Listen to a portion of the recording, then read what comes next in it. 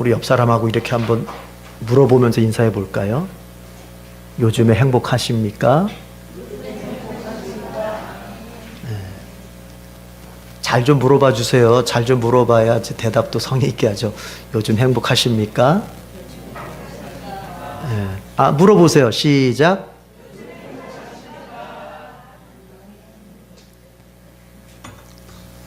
정말로 여러분 요즘 행복하세요? 현대인들이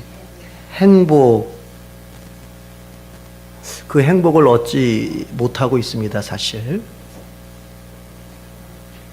근데 사람들은 쉽게 이렇게 이제 생각을 해요. 내가 행복을 누리지 못하는 것은 환경이 안 좋아서 그렇다. 이렇게 생각을 해요. 내지는 어떠한 사람들 때문일 것이다. 이렇게 생각을 해요. 그런데 한번 되짚어 생각해 보면 정말 환경이 안 좋은가요? 아니, 저만 보더라도요, 제 삶의 환경을 제가 볼 것 같아도 예전보다 너무 부유해졌어요. 제 자신을 볼 때도. 너무 많은 것을 가졌고, 너무 많은 것을 누리고 있어요. 어쩔 때는요, 아예, 내가 이렇게까지 누려도 되는가? 이런 마음이 들 정도로요. 너무 환경이 좋아졌어요. 그게 저만 그럴 것 같진 않아요. 여러분은 어떻습니까? 여러분의 환경도 참 옛날보다 나아지지 않았습니까? 정말 어떤 국회의원의 말대로 살림이 옛날보다 많이 나아졌잖아요. 그렇죠? 그런데도 행복하지가 않아요, 현대인들이. 또 우리는 누구 때문일 것이다, 이렇게 생각하는 경향이 있단 말이죠. 저 같으면은 우리 아내가 잘 못해가지고 내가 지금 행복하지 않은 것처럼, 우리 아내가 조금만 더 똑똑하고 조금만 더 이렇게 알아서 탁탁탁 내가 말하기 전에 그냥 이렇게 그냥 해주고 그냥 소위 말하는 내조를 좀 이렇게 해주면 내가 좀 더 나을 텐데 하는 그런 마음이 남편들 안에는 다 있어요. 맞죠? 남편들 있어요. 우리 지금 시선으로 서로 지금 대답하고 있어요. 이 여자가 좀 이렇게 좀 알아서 내줘야지면 내가 직장 생활도 조금 더 성공할 텐데. 정말 그럴까요? 우리가 원하는 대로 내조가 다 되면은 정말 내가 행복할까요?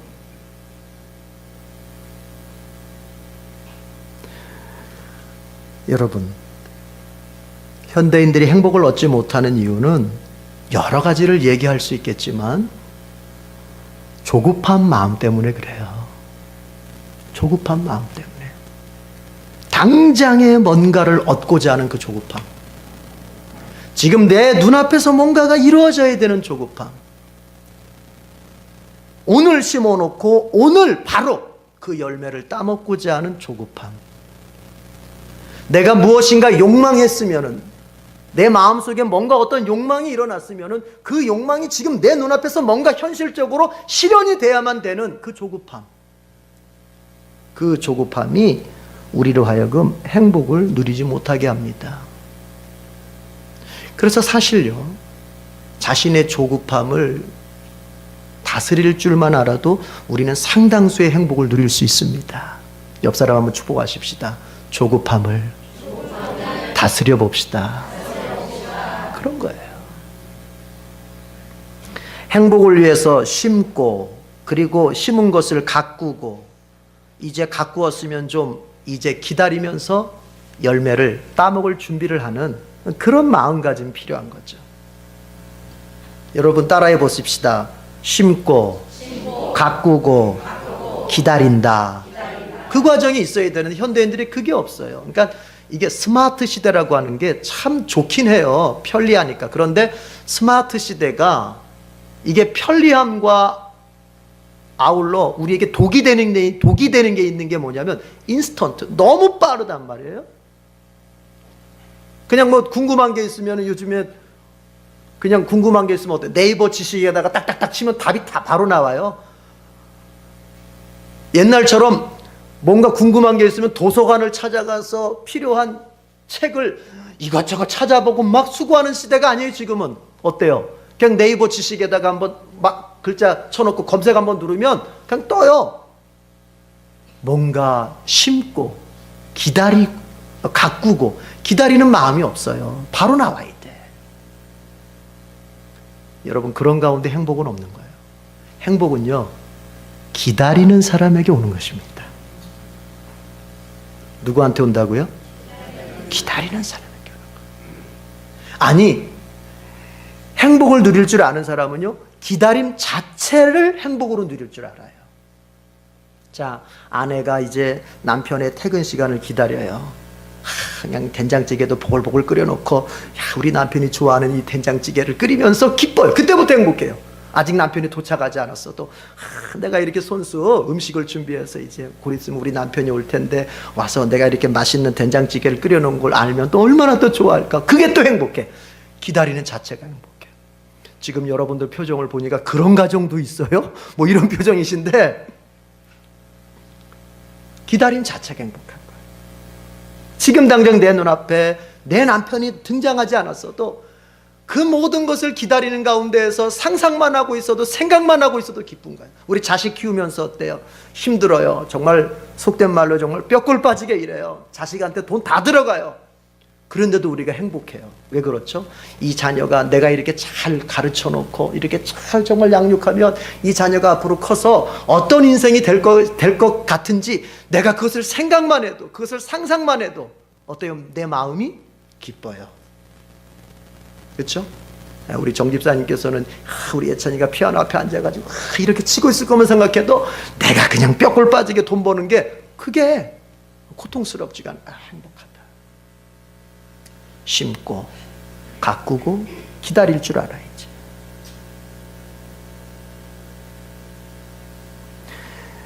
조급한 사람은 행복감을 누리지 못하는 대신 쉽게 접할 수 있는 감정이 뭐냐면은 분노입니다.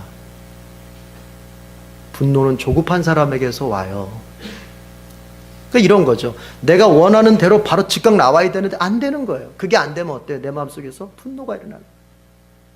남편이 뭔가를 원해. 그러면 그냥 알아서 아내가 딱딱딱 해줘야 되는데 그게 안 돼. 그러면 어때요? 이거! 하면서 소리가 나가는 거예요. 부모가 뭔가를 마음속에 이렇게 딱 품고 있는데 그걸 알아서 자식들이 딱딱 해주면 괜찮은데 그렇지 못할 때가 있잖아요. 왜냐하면 나보다 아직 인생을 덜 살았기 때문에 내가 생각했던 속도, 인생에 대해서 내가 생각했던 것과 아직 못 미칠 수 있단 말이에요. 근데 어때요? 이 부모가 내가 조급해버리면은, 아버지인 내가 조급하면은 내 아들에게 이것이 분노로 갈 수 있단 말이에요. 조급한 마음은 행복감 대신에 분노가 더 크게 치솟아오르는 법이에요.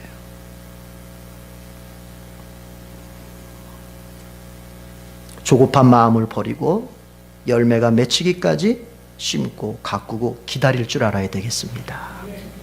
좀 여유롭게. 그렇다고 해서 여러분, 이걸 오해하면 안 돼요. 기다린다고 하는 것이 행복을 뒤로 연기하라는 말이 아니에요. 늘 뒤로 딜레이 한다 그러죠. 이렇게 연기하라는 말이 아니에요. 아까 얘기했습니다. 기다림 자체가 행복이에요. 남편이 오고 아내가 오고 기다림 자체가 행복이에요. 그래서 행복을 기다리는 가운데서 만들어갈 줄 아는 사람은요, 지금은 막 찌들고 지금은 막 고생스러운데, 야, 오늘 내가 덜 먹으면 내일은 내가 2개 먹을 수, 그런 걸 말하는 게 아니에요. 어때요? 오늘 기다리는 시간을 보내는 이 자체가 행복해. 이 자체가 어떤 건지 잘 구분이 가십니까? 구분이 잘 안 가는 사람은 지금 아멘한 사람들한테 이따 찾아가가지고 물어보세요. 그게 뭐냐고. 더 설명하기 시간이 많이 가니까. 인간의 조급함이라고 하는 것은 어디서 올까요? 그걸 잘 다스려야 행복이 있는데 그 인간의 조급함이라는 것이 어디서 올까요? 근시안적 사고에서 옵니다. 여러 가지로 표현할 수 있어요. 근시안적 사고, 근시안적 인생관, 이렇게 볼 수도 있어요.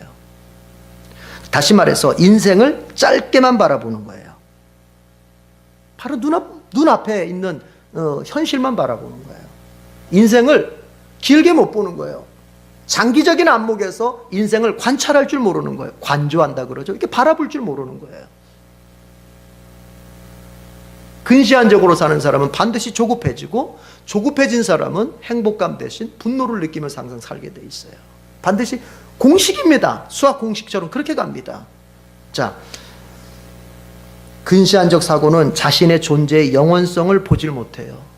쉽게 얘기해 보죠. 여러분, 인간이라고 하는 것은 이 세상만 살다가 끝나는 존재인가요? 그렇게 생각하는 사람이 근시안적 사고로 사는 사람이에요. 그죠? 이 세상 살다가 내 인생이, 내 존재가 끝나는 것이다. 여러분, 인간이라고 하는 것은 이 세상에서도 살고 저 세상에서도 사는 존재입니다. 어려운 말로 말하면 차 안에서도 살고 피 안에서도 살고 이런 거예요. 이 지구에서도 살고 저 천국에서도 사는 게 그게 바로 인간이에요. 자기 자신의 존재, 자신의 인생을 그렇게 연장해서 볼 줄 알아야 돼요. 그럴 때 우리의 근시안적 사고를 극복할 수 있고, 그 근시안적 사고를 극복할 때 우리는 비로소 조급함을 이겨낼 수가 있어요. 여러분, 내 자신의 생명을 영원성까지 확대해서 생각할 줄 알아야 됩니다. 이게 중요한 이유가 뭐냐면, 또 하나 신앙적 차원에서 오늘 우리가 본문을 볼 텐데, 하나님의 심판, 아주 쉽게 얘기해 보십시다. 천국과 지옥, 이런 것들은 누구에게 더 절실히 실감될 수 있냐면은 자신의 존재를 영원까지 확장해서 생각할 줄 알고 그것을 믿는 사람에게만 그런 말들, 하나님의 심판, 천국과 지옥, 이런 것들이 마음에 와닿고 실감나는 법이에요. 자신의 존재, 자신의 인생을 근시안적으로 이 세상까지로만 설정한 사람에게는 오늘 성경에 예수님 하시는 말씀이 심판에 대한 얘기일 텐데, 하나님의 심판이라든지 그리고 그 심판의 결과에 따라서 천국에서 누릴 내세, 그리고 지옥에서 누릴 내세, 이것에 대해서 별 감각이 없어요. 그것은 허무맹랑한 얘기로 들려요. 그것은 그냥 그저 종교적인 가르침으로만 끝나지 그게 나의 현실이 될 것이라고 생각을 못하게 돼요. 다시 한번 얘기하죠. 과연 내가 이 지구의 삶을 끝으로 내 인생이라고 하는 것이 끝나는 것인가? 아니면 이 지구의 삶을 끝내도 그 다음에도 내가 다른 곳에서 나의 삶은 지속될 것인가? 거기에 대해서 관심이 있는 사람에게 오늘의 말씀이 중요하게 들린다는 얘기예요.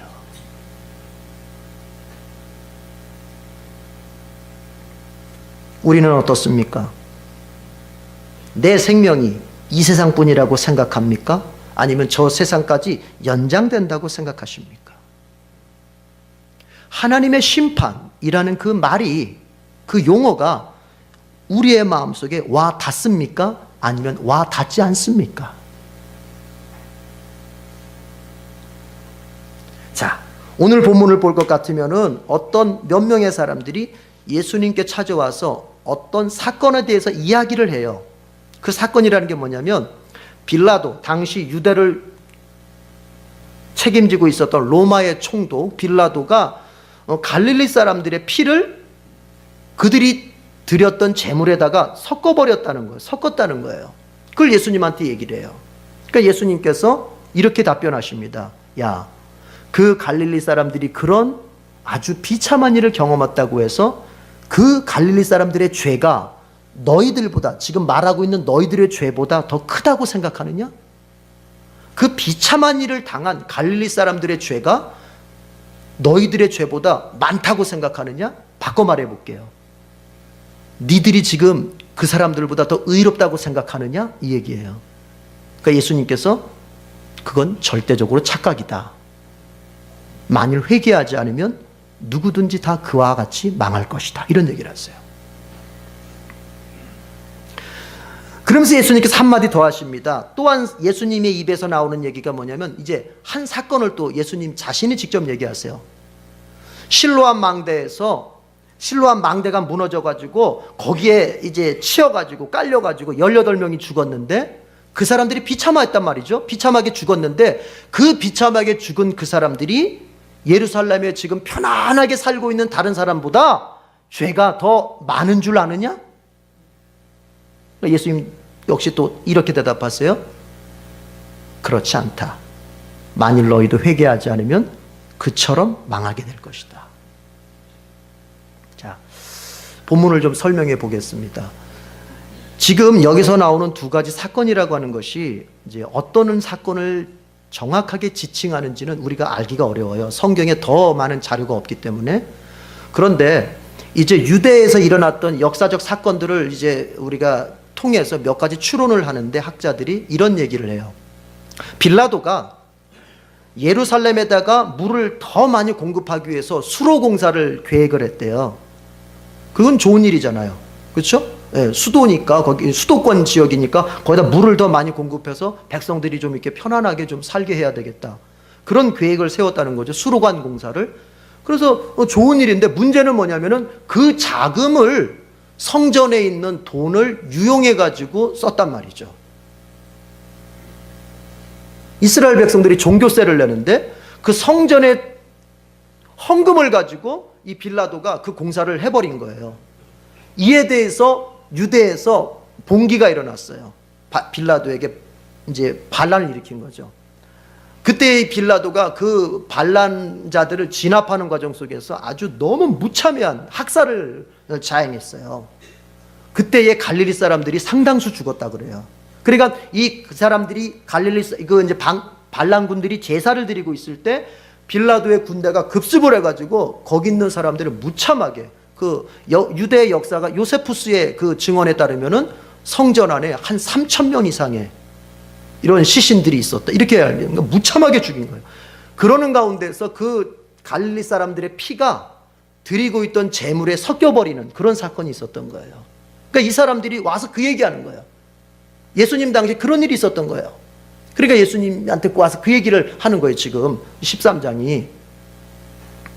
또 실로암 망대가 무너져서 죽은 사람들 얘기는 이것도 역시 수로관 공사와 관계가 있을 것이다. 자, 이런 겁니다.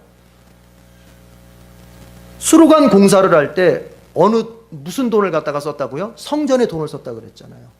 그러니까 이거에 대해서 이스라엘 백성들은 이거는 죄다, 하나님 앞에 죄다. 그런데 자, 공사를 하는 중에 실로암 망대가 무너져 버렸어요. 그러니까는 그 공사 인부 중에 18명이 죽어버렸어요. 근데 유대 사람들이 생각하기를 그거는 죽어도 싸, 이렇게 생각을 한 거예요. 왜냐하면은 성전에 있는 돈을 전용해가지고 공사한 것은 죄인데, 그렇다면 인부들이 공사를 하고 난 다음에 일당으로 돈을 받을 텐데 그 돈은 곧 죄에 연관된 돈이잖아요. 그러면 성전의 돈을 자기가 취한 거잖아요. 월급을 받은 거잖아요. 그럼 빨리 그거 다시 누구한테 돌려줘야 돼요? 성전에다 돌려놔야 되잖아요, 유대 사람들은. 그런데 이 사람들이 그렇게 안 했다는 거죠. 안 했으니까 마땅히 그 사람들이 벌을 받아 죽어 마땅하다, 이렇게 생각을 하는 유대 사람들이. 그러니까 자, 이 두 가지 사건에서 지금 유대 사람들의 생각과 예수님의 생각이 딱 달라요. 어떻게 다르냐면은 유대 사람들은 갈릴리 사람들도 죽어 마땅한 사람들이고 망대에 치여 죽은 사람도 하나님 앞에 죄 지은 죽어 마땅한 사람들, 즉 이 사람들이 이렇게 비참하게 죽었던, 이 사람들이 이런 비참한 고난을 당했던 이유는 그들의 죄 때문이라고 봤던 거예요, 유대 사람들은. 근데 예수님은 그게 아니라고 말씀하시는 거예요. 그게 아니라는 거예요. 유대인들은 이런 공식이 있어요. 인과응보의 공식이 있어요. 고난과 죄가 동급의 관계예요. 그러니까 누군가가, 쉽게 얘기해서 누군가가 고난을 당하고 있다면 그 사람은 하나님 앞에 죄졌기 때문에 고난을 당하고 있을 것이다, 이렇게 생각을 한단 말이에요.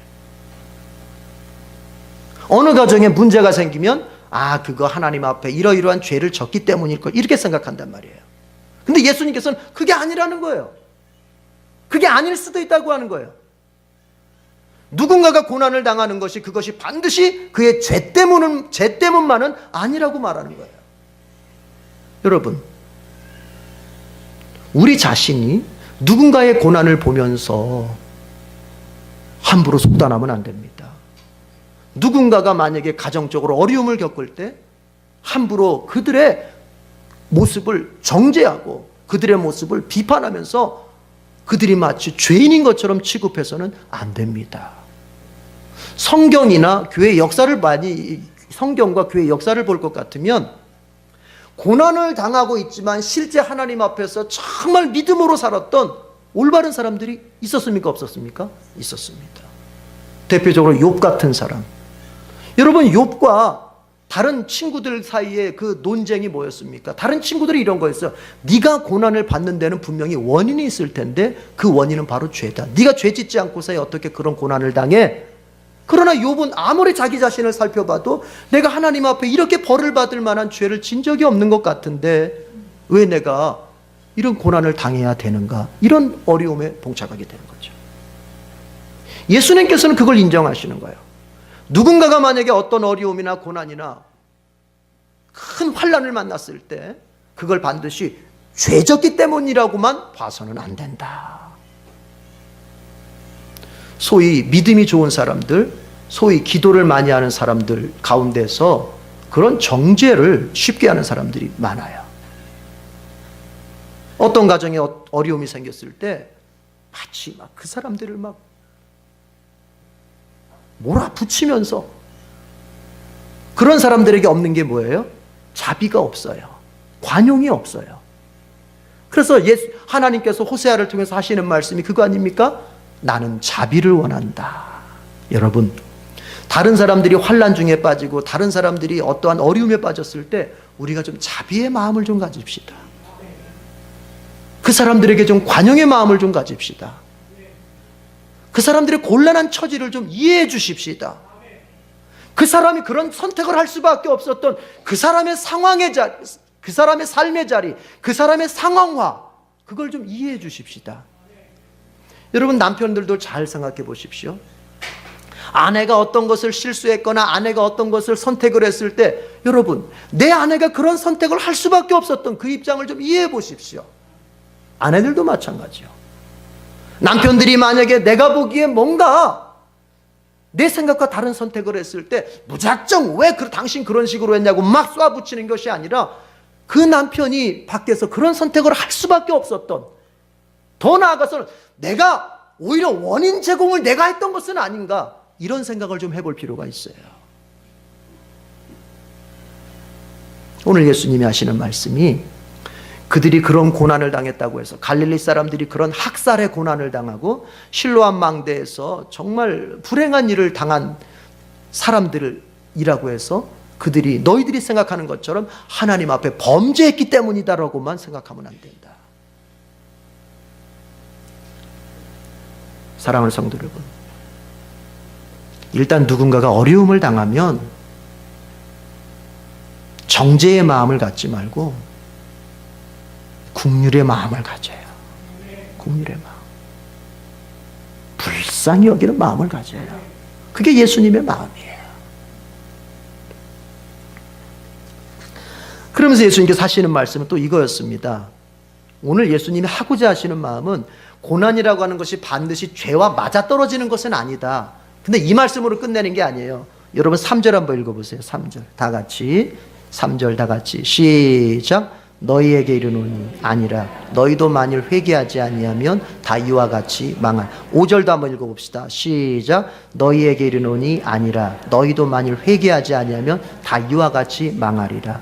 이런 얘기입니다. 예수님은 고난당하는 사람에게 무조건 죄 때문이라고 정죄하는 마음을 갖지 말고 긍휼의 마음, 자비의 마음을 가져라, 이것을 말씀하실 뿐만 아니라 더 중요한 얘기를 하세요. 회개하지 않는 자에게는 우리가 생각하고 우리가 보고 있는 이 고난보다 더 큰 심판이 있다는 거예요.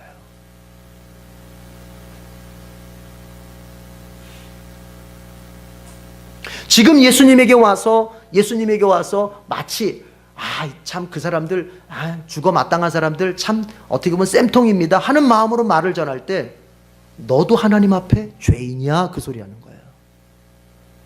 너도 하나님 앞에 죄인이야. 너는 마치 하나님 앞에서 의인인 것처럼 그런 말을 쉽게 하고 있지만 너도 하나님 앞에 죄인인데 네가 하나님 앞에서 회개하지 않으면, 돌이키지 않으면 네 자신이 하나님 앞에서 망하게 될 것이다. 여러분, 자신의 죄인됨을 볼 수 있는 그 마음이 있어야 됩니다. 먼저는 내가 하나님 앞에 죄인이다 하는 그것을 볼 수 있는 마음이 있어야 돼요. 사람이 신앙에 실패하는 몇 가지 이유가 있는데, 신앙에 실패하고 인생에 실패하는 몇 가지 이유가 있는데, 대체로 한 3가지 정도를 제가 언급을 하고 싶어요. 첫 번째가 뭐냐면 무지예요. 무지. 몰라서 그래요. 여러분, 믿음으로 산다고 하는 것은, 우리 기독교가 말하는 믿음은 무지, 맹종 이런 걸 말하는 게 아닙니다. 기독교는 철저하게 그 믿음이 지성을 바탕으로 합니다. 성경을 통해서 우리에게 주시는 하나님의 말씀에 대한 이해와 알을 통해서 거기에 내 믿음이 서 있어야 돼요. 그것을 근거로 해서 서 있어야 돼요. 어떤 신비주의적, 소위 말하는 어떤 영적 체험이라고 하는 것, 이상한 그런 어떤 것에 내가 내 믿음이 세우는 것이 아니라 하나님의 말씀에 근거된 그런 믿음을 내가 가질 수 있어야 돼요. 여러분, 안다고 하는 것이 굉장히 중요합니다.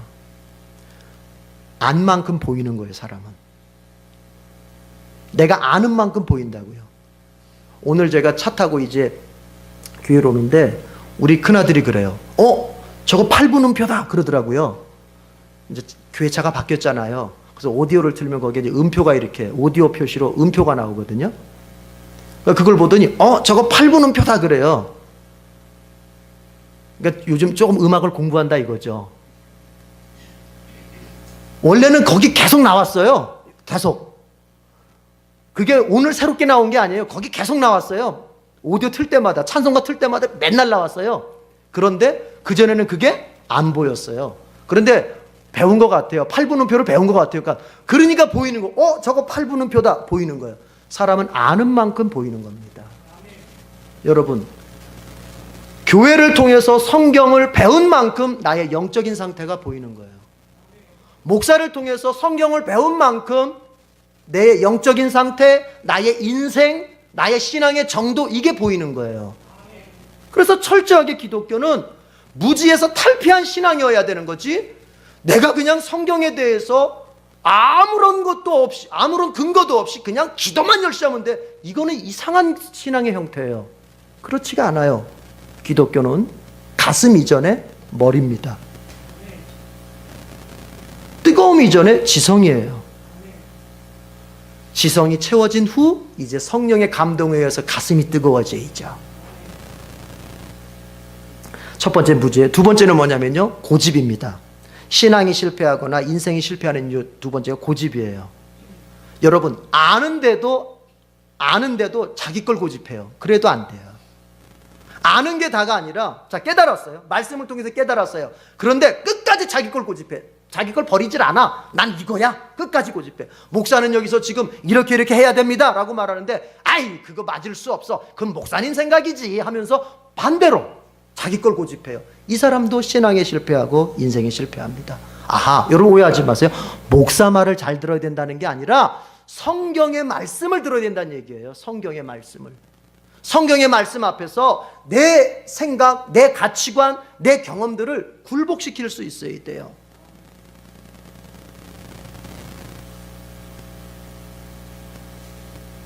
불신앙의 밑바닥에는 고집이 있어요.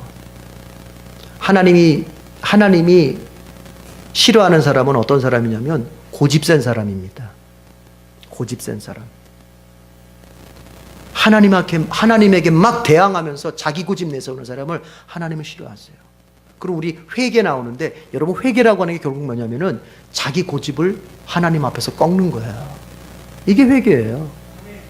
회개라고 하는 게 죄를 갖다가 하나님 앞에서 몇 가지 도덕적인 죄, 하나님 제가요 이거 했고요, 저거 했고요, 제가 나쁜 짓 이런 거 했거든요. 하나님 앞에서 내가 도덕적으로 지었던 죄들을 나열하면서 눈물 몇 방울 찔찔찔 흘리는 게 회개가 아니라, 하나님 앞에서 내 고집대로 살아가는 방식을 내려놓는 게 회개예요. 죄 나열하고 눈물은 찔찔찔 흘리는데, 그래도 그 기도, 회개 기도 마친 다음에, 이 예배 마친 다음에 다시 삶의 자리로 나가서 여전히 내 고집과 내 방식대로 살아가려고 마음에 지금도 작정하고 있다면, 죄송합니다, 그 사람은 회개 안 하고 있는 거예요. 회개가 뭔지 정확히 알아야 돼요. 그리고 세 번째가 불순종이에요. 결국 고집이라고 하는 것은 불순종으로 가게 돼 있어요. 자기 거를 주장하기 때문에. 자, 이렇게 신앙생활에 실패하고 인생에 실패할 수 있는 세 가지의 함정이 바로 무지와 고집과 불순종이에요. 여러분, 회개는 바로 여기서 돌이키는 거예요. 하나님의 말씀을 알려고 하지도 않고 하나님의 말씀에 내가 관심도 두지 않고 하나님의 말씀 없이 내 생각과 내 가치관대로 살아갔던 삶에서 이제 하나님의 말씀에 기준한 삶으로 돌아오는 게 회개예요. 고집은 얘기했죠. 내 것대로 내 생각대로 막 밀어붙이려고 했던 삶의 방식에서 하나님께서 살라고 하는 방식으로 나 자신을 맞춰가는 게 그게 회개예요. 이제까지 내 뜻에 맞지 않으면 내가 선택하지 않았던 하나님이 이렇게 살아라 이렇게 믿어라 라고 하실 때 그걸 다 불순종했던 삶에서 이제는 하나님이 원하시는 삶으로 살아가려고 선택하는 것, 이게 회개예요. 그 회개가 돼야 된다. 그 회개가 되지 않으면 너희들은 반드시 하나님의 심판대 앞에서 너희들이 지금 불행하다고 여기는, 끔찍하다고 여기는 그것보다도 더 불행하게 더 심하게 망하게 될 것이다, 이런 얘기를 하는 거예요. 여러분, 회개하지 않으면 망하게 됩니다. 오늘날은 어떤 시대냐면요, 죄, 심판, 천국과 지옥, 이런 거를 말을 하면 안 되는 시대예요. 교회에서조차도 죄, 하나님의 심판, 천국과 지옥, 이런 거를 말을 안 하는 시대예요. 그저 교회에 온 사람들에게 어떻게 해요? 여러분, 힘내십시오. 할 수 있습니다. 하면 됩니다. 소위 말하는 노만 빈센트 필의 적극적 사고방식, 로버트 슐러의 긍정적 사고방식이, 요즘에는 그것을 조엘 오스틴이 이어받아가지고 긍정의 힘 그러죠. 요즘은 교회가 그런 것만을 말해야 되는 시대가 돼버렸어요. 그래서 거기서는 하나님의 심판도 없고 죄도 없고 회개도 없고 아무것도 없어요. 여러분, 그러나 그것은 성경이 아닙니다. 오늘 주님의 말씀은 우리에게 분명히 이렇게 얘기합니다. 네 고집으로부터 돌아서지 않으면, 회개하지 않으면 너는 망하게 될 것이다. 네 삶의 방식으로부터 하나님이 원하시는 삶의 방식으로 회개되지 않으면, 돌이키지 않으면 너는 망하게 될 것이다. 여러분, 주님께서 이 말씀을 하시는 것은 니네가 망했으면 좋겠다 이 마음이 아니에요. 이 마음이 아니에요. 오늘 거꾸로예요. 니네가 망하지 않았으면 좋겠다. 왜 스스로 망할 길로 가느냐? 그러지 않았으면 좋겠다.